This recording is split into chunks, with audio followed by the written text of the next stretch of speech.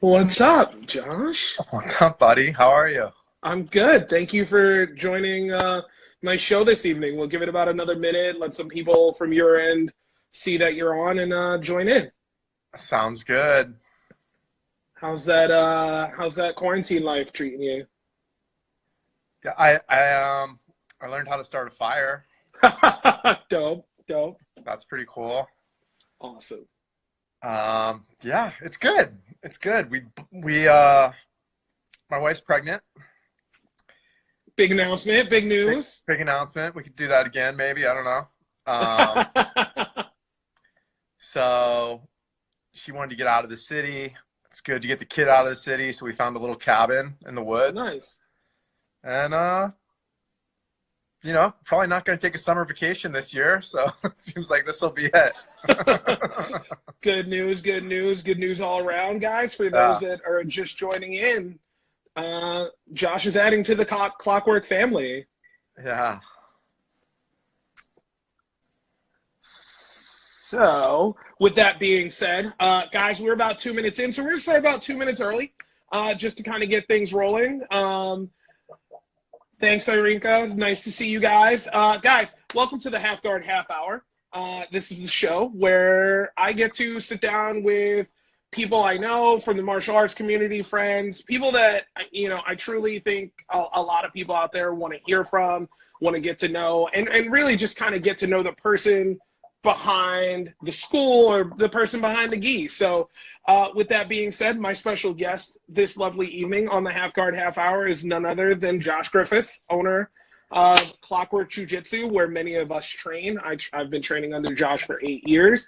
Welcome to the show, Josh. Thank you for coming on. Thanks for having me. Awesome. I've never done this before, so if I'm doing anything that's really wrong, just let me know, okay?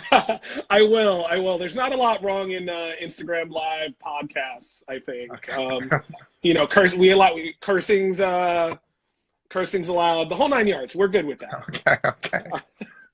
Anyway, so just to kind of jump right in, Josh, start by telling us a little bit about you. Tell us about, I think, one of the big things that has come up on some of the questions that I've gotten offline is, who is Josh? Tell us about Josh before Clockwork. Where did Josh start, and where did Josh come from? Sure.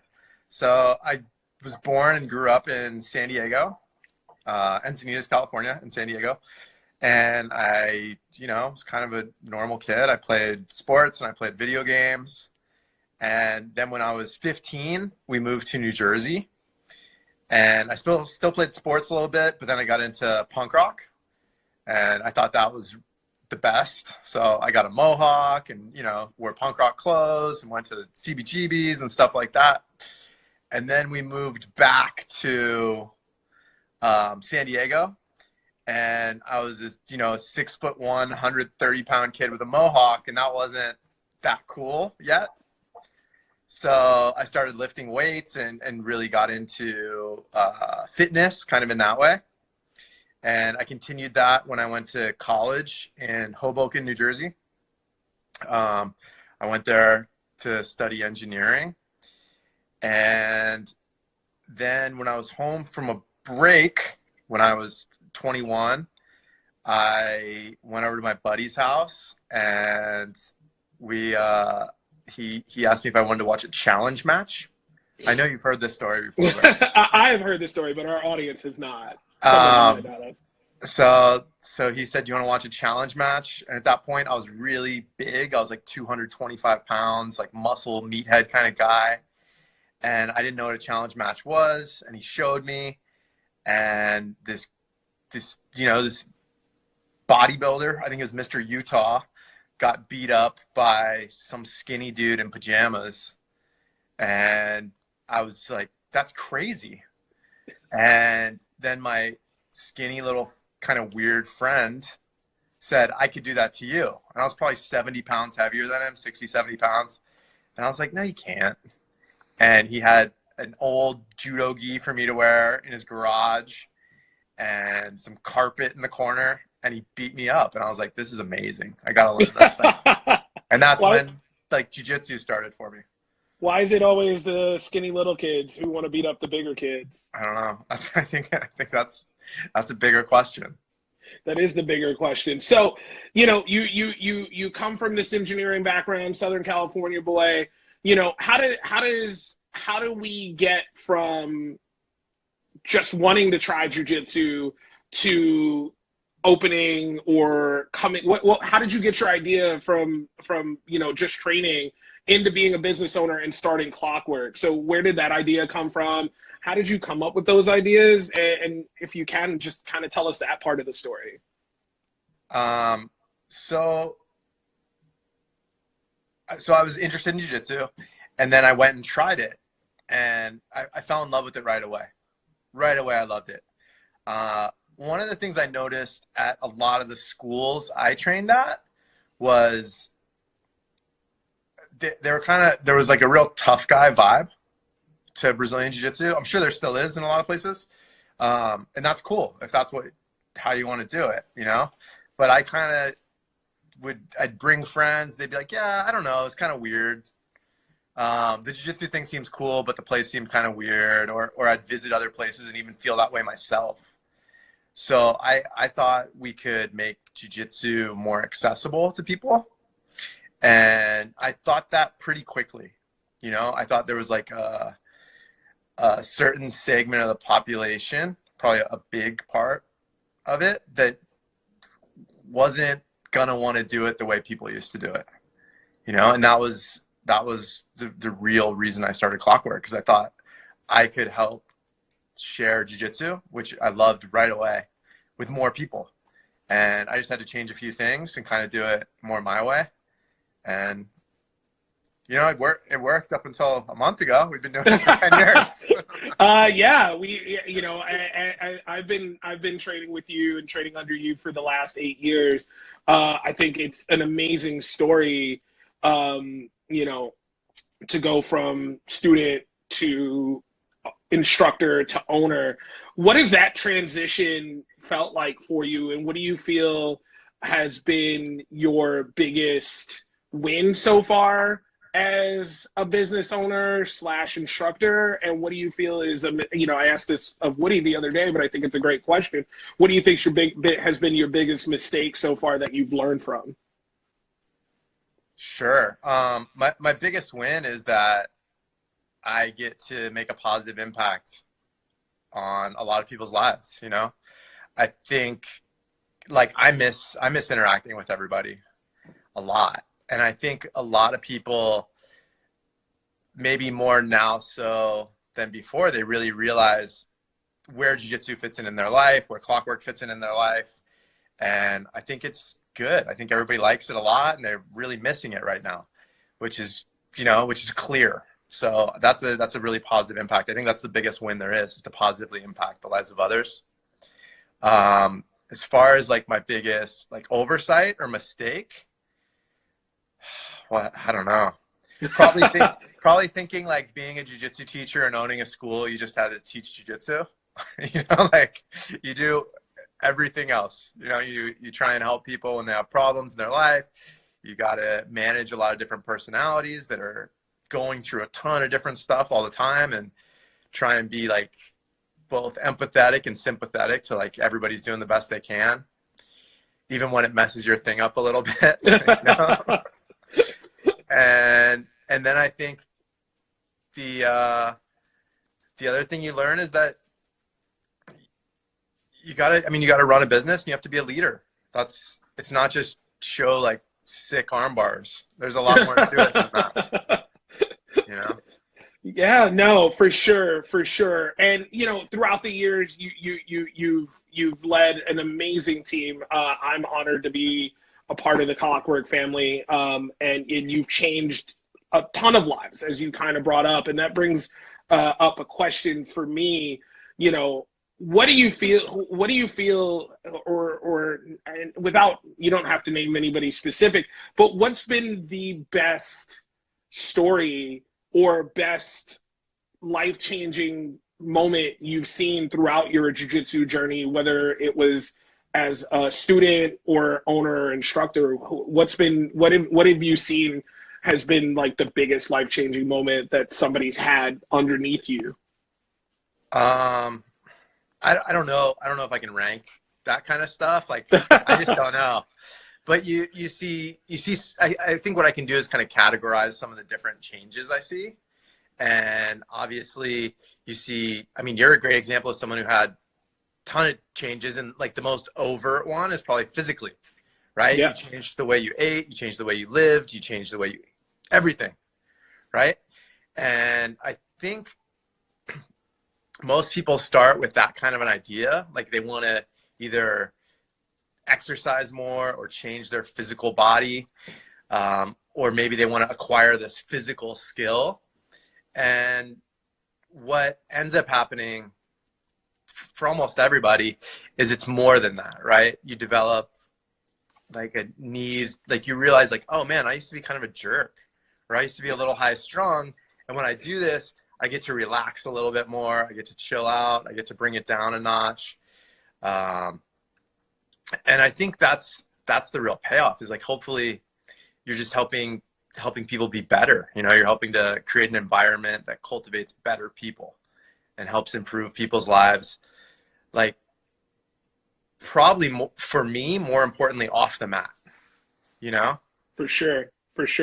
Our lovely friend Juan says, not a question, but you know, this kind of brings me into the question I just asked. But he says, not a comment, but thanks to Josh for everything he's done for me and my family. And I think, you know, I can't say anything, you know, but praises and thank yous as well for everything you've done for me. And you're right, outside of the mats, it's about what happens out of the room, and how that changes people's lives all the time. And I think that's been something I've noticed, right? Something I've noticed at Clockwork. Sure. is the outside effect that your teaching and your gym has brought, and the environment that you've created. My next question for you is, what do you feel is the most common misconceptions that beginners or first timers have walking into the gym now that you've been running Clockwork for 10 years? I think a lot of people think they can't do it. You know, like they show up, they're like, oh, this is hard, I can't do this. And in my experience, jiu-jitsu is just so fair. You know, if you show up and you do the work and you do the work and you do the work, you're going to get better. And you might never be the best. You might never be a guy that can like go out and win tournaments and like just, you show up to class, you know you're going to crush everybody that night, but you know you'll be a lot better than you used to be, you know? And I think that's a big thing is people should really compare themselves to themselves yesterday or a month ago or 6 months ago or a year ago, as opposed to like, oh man, I can't beat whoever. I don't know. Everybody's got a guy, you know, but like Big Charles, whoever, yeah, that's your guy. But to let go of that and start realizing that like the real growth comes from looking at who you were and who you want to be, and the kind of the bridge that gets you there. Awesome. What's one thing from being a gym owner now for 10 years that you wish you knew before you started? That I wish I knew before I started? Just one thing? Well, I mean, as many as you have. I'm sure there's a whole list. Give me your top 2 or 3. Really like make finite goals and really strong plans to get there, and don't worry about like these short-term things. Like, you're gonna have bad days, you're gonna have bad weeks, you're gonna have bad months, but kind of like what we were talking about with jiu-jitsu progress is like, look at it on the longer, right? Like, look at goals that are really like definable and put in the work and then check in, you know? And you like, to be a gym owner, you got to treat it like it's very important to treat it like a business, because if we don't pay the rent, then you don't get to help the people, you know? And that's what we're trying to do. We're trying to help people out and do jiu-jitsu. Yeah, no. So that leads me to my next question. You know, in this current climate, you know, with COVID-19 and gyms being shut down by the government, Sure. how how are you dealing with that from a small business perspective? And what can you talk about that a little bit? Yeah, I think I can talk about that. You got to be like, you got to just have to be like really honest. Like, February was the best month the gym ever had. We were lucky enough to get a lot of new members in there. March is the worst month we've had 4 years, I don't know. April will be the second worst month we've had, or the new worst month. So what I do every day is fill out all these like forms for Small Business Administration, New York City. Actually, New York City was the best. They gave out like a payroll grant. So we applied trying to get that. And then the other side of it is trying to get our landlord to change the deal. So, I mean, we reached out to him. We're like, look, everything changed. We can't pay rent until we can. And we're probably going to need to renegotiate everything. And that's where we're at. And he didn't write back yet. So that sucks. That'd be a nice thing to get done with. Just knowing how that's going to go. I think that's the hardest part of all this is like this last night and this morning, I was just doing spreadsheets with different projections and like, how long is this going to be? How many members do we need support from during this time in order to make it through? Once we make it back, how's that look? So it's really tricky, It's really tricky. And my wife's pregnant. So there you go. So if it's going to be hard, it might as well be all the way hard, when everything, when the cookie crumbles, it crumbles. Yeah. So advice on training, what's some good advice? Because we do have audience questions, guys. Don't forget, if you have any additional, I have a ton. But if you have any additional questions, drop them in the comments box for us. But, what advice do you have? Because I know Clockwork has a ton of great online material. The yoga, the lessons are still up. Those are all been fantastic. But what other advice, if any, or what advice can you give your students, anybody watching right now, on how to stay active or stay focused during this like crazy time of being quarantined? Sure. So some of you guys know me better than others. I'm a very, very, very routine oriented person. Like, I wake up at the same time every single day. I have the same thing for breakfast every single day. I do yoga at 6 a.m., 6 days a week. And I used to teach a lot of jiu-jitsu all day. So one thing that's helping me is my yoga practice, because that's something I don't need a partner for. I don't need special mats. I don't need a gym. So I make sure I do that every day, and I really focus on that. The other thing that's helping me a lot is I make a schedule. I have a schedule every day for what I want to get done.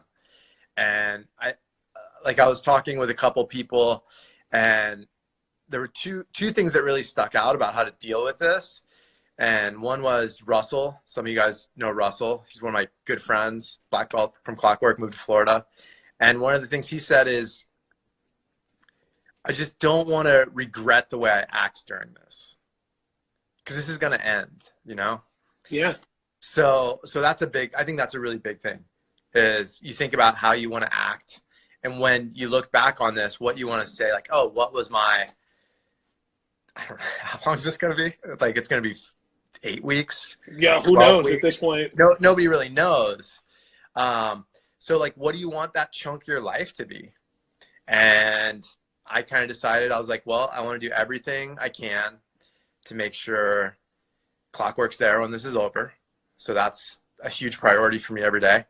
I want to make sure I take care of myself physically, because that in turn helps me take care of myself mentally, right? So I don't go crazy and like just eat chips and watch Tiger King all day. Carol Baskin. Yeah. And the other thing is, I get to spend time with my kid and my wife. I get to do what I love, but I'm at Clockwork a lot. I'm there every night. I'm there most days, several hours a day. So what I get to do is wake up before my wife and kid, spend a little time by myself, do yoga. Hopefully as they're getting up, I'm done. And then I get to hang out with my kid for an hour. Then I do a bunch of small business administration loans, which is, if you would have told me I'd be doing that a few weeks ago, I'd say you're crazy. So I do that. And then I try and take my kid on a walk so my wife she has a podcast, so she can do interviews or work on it or just maybe be alone for a little while. So today we walked down, there's a stream near the place we're staying, and we threw rocks in a stream for an hour.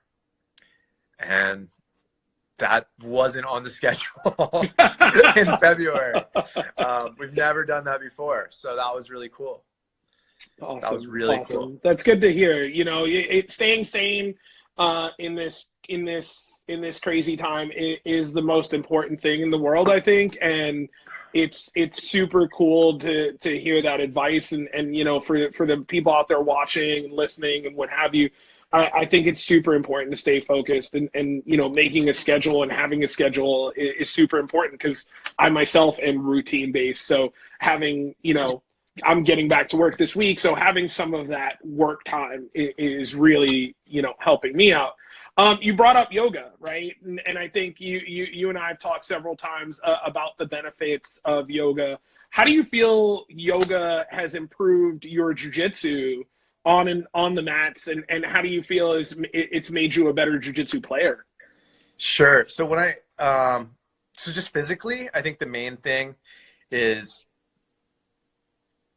I was under the impression, I'll do more yoga. I started yoga in 2014. I was getting these really bad hip spasms, and I just like kind of lose my balance. And at that point I was doing jiu-jitsu, I think 12 times a week. I was doing 12 like pretty hard trainings a week, which is totally excessive, and still doing strength and conditioning and all that stuff. So when I started doing yoga, it was really like, okay, I'm going to do a little less jiu-jitsu and I'm going to do this instead. And almost right away, the hip stuff went away. But I also realized like I was really bad at yoga. Like I sucked at yoga.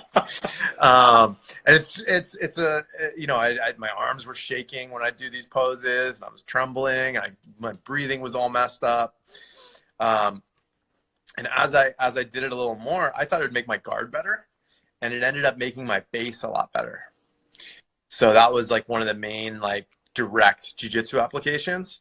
And in addition to that, it really helps a lot. It helps me. That's all I do for cardio.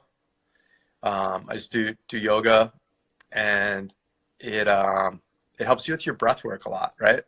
So you really are able to focus on your breathing, able to focus on just kind of chilling out and being in the moment, right? And that's when I feel like I'm doing my best yoga or my best jiu-jitsu in terms of like expression, physical expression of it. It's the same, right? So for me, it's another way to do jiu-jitsu without doing, without maybe like the chaos of having another training partner in there. So I think it's less injurious for me. But the benefits it's a lot. You guys all have extra time, I think. So might as well your yoga videos, I haven't gotten into them because of my shoulder yet, but your yoga videos, I've watched some of them. They're great, and I see everybody out there, Mr. Badu out there posting his yoga every single day. So one of the questions that I got from our friend Gavin at PCC, Physical Culture Collective, have you seen more people moving towards dojos as opposed to traditional gyms for everyday workouts? So have you seen more people jumping into gyms like ours versus going to like a Blink Fitness? I don't know. I haven't been to a regular gym in like 5 or 6 years now, 5 years, I guess. But what I think happens is as like, I mean, like UFC is so mainstream.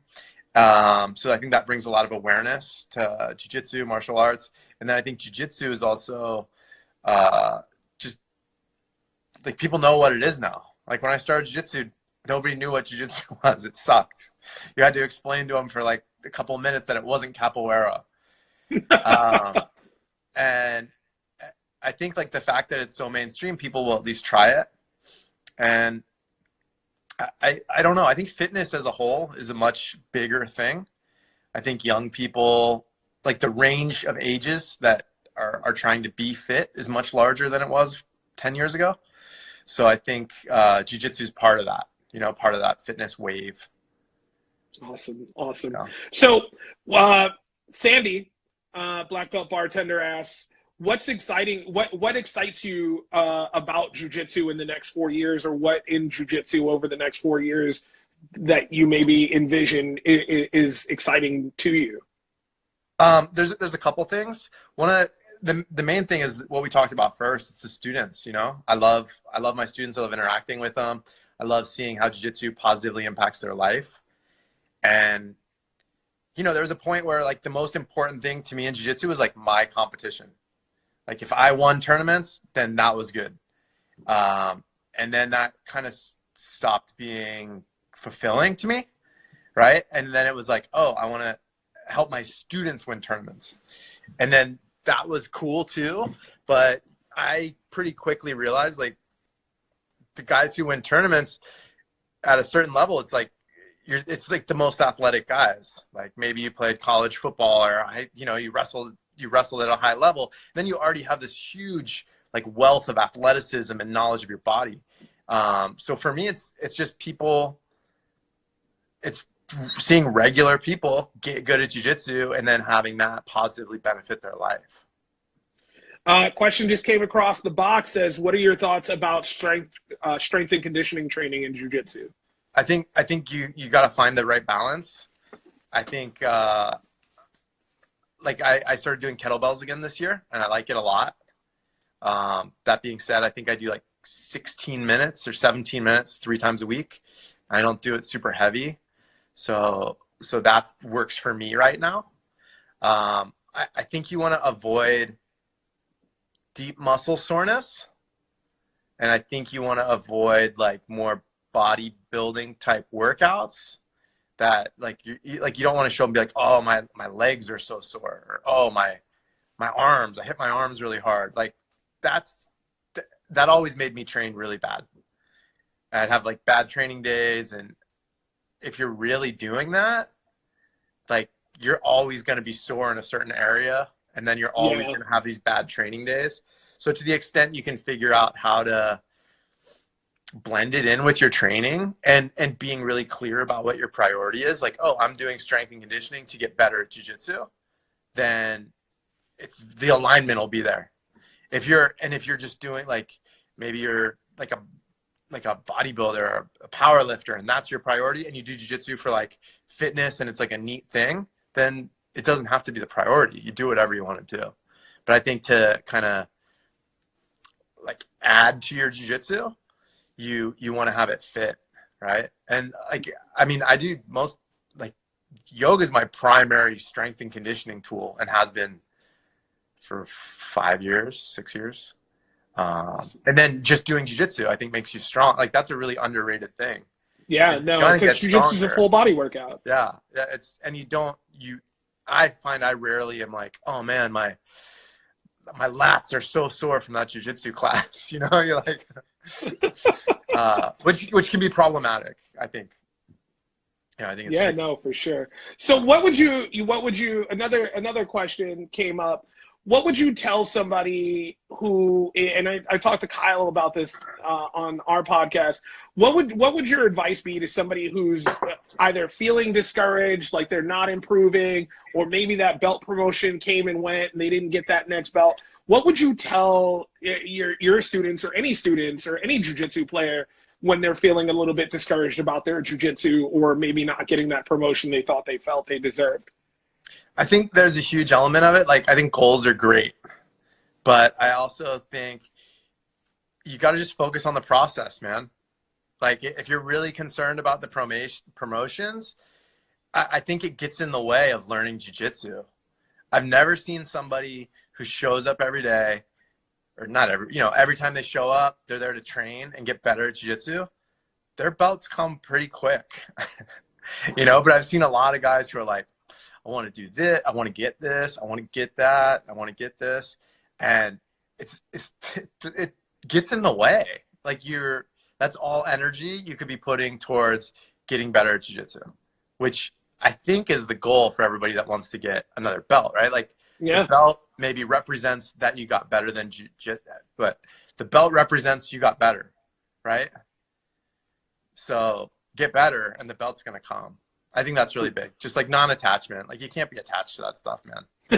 It sucks. Like it's 2 inches of fabric that holds up your pants, as the Gracies once said, I think. Exactly. Yeah, exactly. So Charles and Bree had a very similar question. Charles's question was, how did you come up with your teaching style? But Bree, says Josh's style is very technical in addition to being athletic. As a teacher, how does he scale his technique for students, particularly beginners or different body types, different fitness levels? So talk to us about your teaching style a little bit. Sure. So I try and focus on the top 3 details, the details that you have to do when I teach. I think it's really, and I also try and not talk too much. Sometimes I talk a lot, but when I teach, I try and be a little more succinct. I don't think it's like the best expression of jiu-jitsu when you talk about the move for an hour or a half hour or 15 minutes. I think there's a space for that, but I think in general, you want to be like, all right, this is what we're going to do. You got to hit these 3 things for sure. Like as long as you hit these 3 details, it's going to work. And those are the top level things. And then maybe there's like another layer. And maybe on Wednesday, I'll walk around and we'll focus on that. And on Thursday, maybe we could even get into the next level below that. But you got to hit those like critical, like linchpins to the technique. And I try and focus on that a lot. It's like, is what's going to make or break the technique. And then, like I went to engineering school, so I try and talk about it in a really accurate manner to the extent I can. No, I mean, I think, I mean, 8 years in now, I think your teaching style is amazing, and it's definitely helped. And I do notice that the one thing that I've seen, especially in my travels now to other jiu-jitsu schools, that something that you do that I don't see at a lot of other schools is, like you said, kind of walking around the room and adjusting people's technique individually. And in a lot of schools, like you said, the professor, the teacher is on the other side of the room, and you maybe see him make a circle, but he's not like in the room, you know what I mean? Or in the group. Yeah, I think that's super important. And as far as I think Bree's question had to do more with beginners and body types. Yeah. I think there's beginners. We have our white belt curriculum, and I got some pushback on that when we started it, but it's worked out so well. It's worked out so well. And I get to see these guys and girls become blue belts, and they're good. They know jiu-jitsu by the time they get to blue belt, And I think part of it's just that it's organized and we do the same stuff all week. And one thing I noticed when I was learning jiu-jitsu was I'd see a technique maybe 4 times over the course of 5 years. I thought it would like there's one half guard sweep I saw, and every time I saw it, I was like, this move's so stupid. I never understand it. And then I spent a week at another guy's school, and he just showed me it. And he showed me it every day for that week. And at the end of the week, I was like, oh, I get it. And I think there's a huge difference between exposing someone to something and what up, Keith? and educating, right? So exposure versus education is a huge concept. That's why we set it up that way, right? And so people have all this time to focus on what really works. For sure.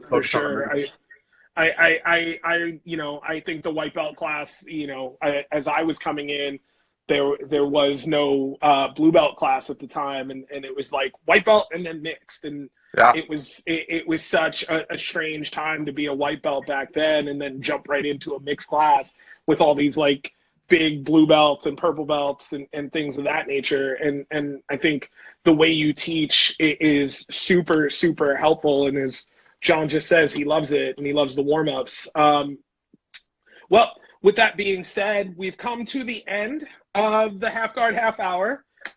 Anything, Josh, anything you'd like to plug, anything you'd like to say to the audience out there before I let you go? I just want to say thank you for your time. Thank you guys for tuning in. Josh, thank you for taking this half hour to talk to me. And guys, these will be up on YouTube before the end of the week if you missed some of this. But Josh, thank you again. Anything you'd like to plug here before we let you go? Of course. Yeah, man, Clockwork Jiu Jitsu, it's coming back. So stick with us through this bump, and we'll take care of all you guys on the other side. I love you guys. Thanks so much for your support, and we'll be there, man. That's awesome. The goal. And take care of yourselves. Awesome. Yeah. Take care of yourselves mentally, guys. Most important piece. Josh, thank you again. I appreciate it. Thank you for joining my Half Guard Half Hour. I appreciate it. Thank you for the support, and we will see you on the mats. Of course, guys. Thanks so much. Thanks.